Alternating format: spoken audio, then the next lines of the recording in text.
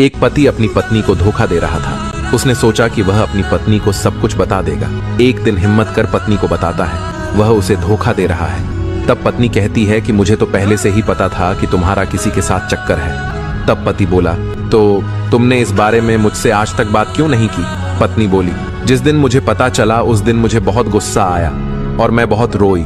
फिर मैंने बैठकर सोचा मुझे तुम्हारे साथ रहना है या तुम्हें साथ रखना है। पति ने पूछा, रहना और रखने में क्या अंतर है? पत्नी बोली, जो अपने होते हैं उनके साथ रहा जाता है और जो पराये होते हैं उन्हें रखा जाता है। तो मैंने फैसला किया कि मैं बच्चों की खातिर तुम्हें रखना चाहती हूँ। अगर मैं चली गई तो तुम दूसरी शादी कर लोगे। फिर मेरे बच्चों का क्या होगा? उनके भविष्य का क्या होगा? अब मैं तुम्हारे साथ हूँ, सिर्फ नाम मात्र की पत्नी बनकर। अगर बच्चे नहीं होते तो मैं तुम्हें छोड़कर चली ही जाती।